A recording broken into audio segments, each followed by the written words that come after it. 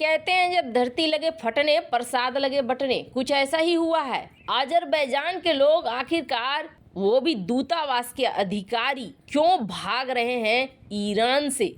ये जो वीडियो देख रहे हैं ना आप, ये वीडियो और इस तस्वीर ने हड़कंप सा मचा दिया हुआ है। तो वहीं दूसरी तरफ स्वीडन का पत्ता साफ कर दिया क्या तुर्की ने। और सबसे बड़ी खबर, डीआरडीओ ने मचा दिया है तहलका। नई मिसाइल, बड़ी तबाही, जिसका इंतजार सब कर रहे थे। आइए जानते हैं इन खबरों को विस्तार से।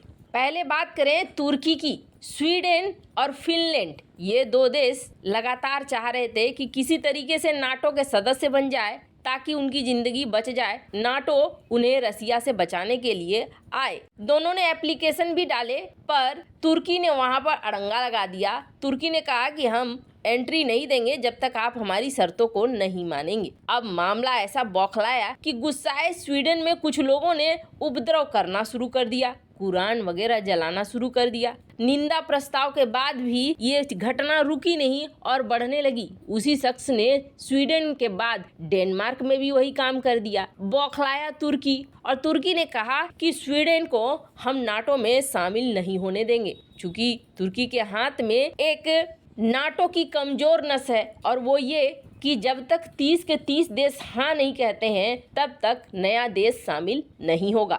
30 सदस्यीय गठबंधन में सबकी सहमति के बाद ही नए देश को शामिल किया जा सकता है। स्वीडन के साथ मामला अटक गया, पर उस वक्त नाटो के अधिकारी सामने आते हैं और ये कहते हैं कि नहीं, हम नाटो में स्वीडन की एंट्री और फिनलैंड की एंट्री की तरफ आगे बढ़ रहे हैं। पर अब तुर्की ने शायद फिर से नाटो के ऊपर दबाव बनाना शुरू कर दिया है, और दबाव बनाना इसलिए शुरू कर दिया है कि खुद तुर्की के अंदर भी बड़ा विद्रोह हो रहा है। तुर्की के अंदर ये कहा जा रहा है कि नाटो अब उनके लिए नहीं है। उनकी स्वतंत्रता, उनकी आज़ादी, उनकी भलाई के लिए अब ये है कि वो नाटो से बाहर हो जाएं। खुद तुर्की के अंदर नाटो के विरोध में स्वर उठ रहे हैं। अब नाटो को लेकर खुद निकलने की तैयारी में है तुर्की, या फिर नाटो को अपनी उंगलियों पर नचाने की तैयारी में है। अब तुर्की ने ये कह दिया कि स्वीडन को तो हम नहीं बनने देंगे अब नाटो देश, लेकिन हाँ, स्वीडन से पहले हम फिनलैंड के लिए रास्ता साफ कर सकते हैं। फिनलैंड को हम हाँ कह सकते हैं।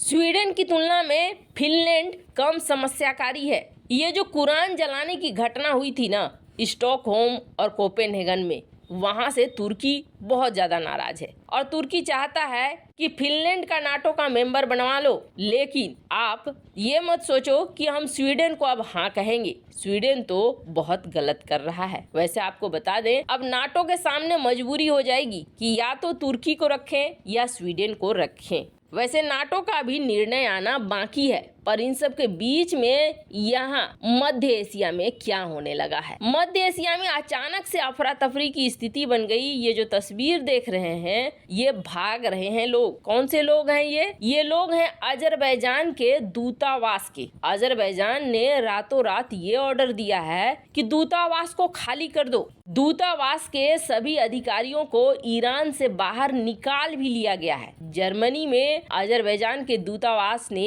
एक वीडियो सोशल मीडिया पर पोस्ट किया, जिसमें अजरबैजान के अधिकारियों को ईरान से बाहर निकलते हुए और बाकू में उतरते हुए दिखाया गया। अजरबैजान ने अब ऐसा क्यों किया, तो आपको बता दें, ईरानी विदेश मंत्रालय ने दूतावास को खाली करने की बात उस वक्त की गई थी जब 2 दिन पहले एक बंदूकधारी ने अजरबैजान दूतावास के बाहर एक सुरक्षा गार्ड की गोली मारकर हत्या कर दी थी और 2 लोगों को घायल कर दिया था। अजरबैजान के दूतावास के सामने ये चीज हुआ, जिसके बाद अजरबैजान ने कहा कि यहाँ आतंकवादी घटना हो रही है। वैसे तो ईरान ने संदिग्ध को गिरफ्तार कर लिया। ईरानी अधिकारियों ने भी इसकी निंदा की और ये बात कहा कि ये कोई राजनीतिक हमला नहीं था, ये उस आदमी ने व्यक्तिगत तौर पर किया था। वैसे आपको बता दें, यहाँ पर एक पीछे में कहानी है। कहानी ये है कि अजरबैजान में भी अलग अलग मूल के लोग रहते हैं। अजेरी मूल के लोग ज़्यादा रहते हैं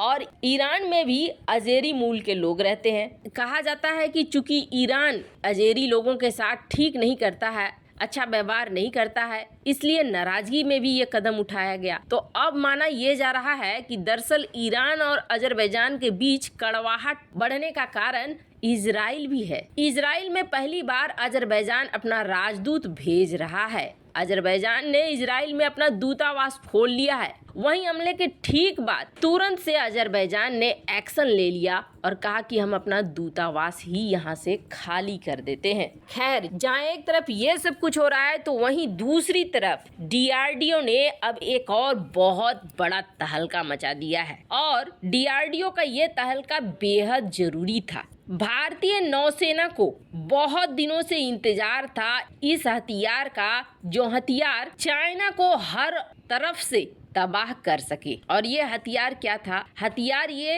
कि क्रूज मिसाइल चाहिए थी। वैसे तो लगेगा कि भारत के पास क्रूज मिसाइल तो है ही, बहुत सारी हो गई है, ब्रह्मोस भी है और भी कई तरह की है, तो फिर भारत को और क्या चाहिए था? तो आपको बता दें, भारत को एक बड़े रेंज की, लॉन्ग रेंज वाली ऐसी मिसाइल चाहिए थी जो 1500 के ऊपर तक वार करे, यानी बहुत ज्यादा एरिया को कवर कर सके। अगर भारत और चीन में युद्ध होता है ना, तो जो पहली बार जितनी ज्यादा मिसाइलों को दाग सकेगा वही जंग में अपनी बढ़त बनाएगा। स्क्रीन पर आप देख सकते हैं किस तरीके का चाइना का जनसंख्या और औद्योगिक क्षेत्रों का आधार है। 94% हिस्सा तो वो हिस्सा है जहां चाइना में लोग रहते ही नहीं हैं, बहुत कम रहते हैं। और संयोग देखिए, बाकी का हिस्सा 6% है। इस 6% में ज्यादातर लोग रहते हैं, ज्यादातर उद्योग है,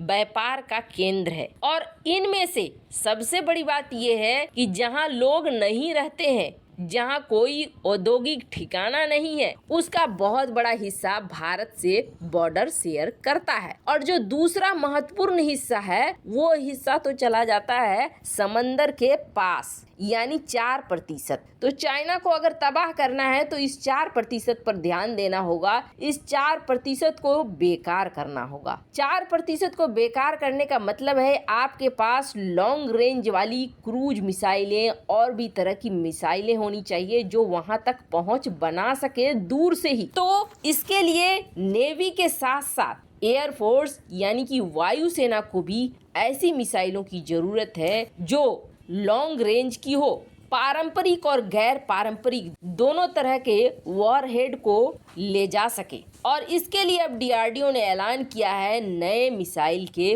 परीक्षण का। उम्मीद किया जा रहा है कि इसे अब नेवी के लिए भी बनाया जाएगा और एयरफोर्स के लिए भी बनाया जाएगा। वैसे आपको क्या लगता है, चाइना को घेरने के लिए जो भारत रणनीति बना रहा है वो सही है या नहीं? कमेंट कर अपनी राय जरूर बताएं। जल्द मिलते हैं अगले वीडियो में नई खबर के साथ।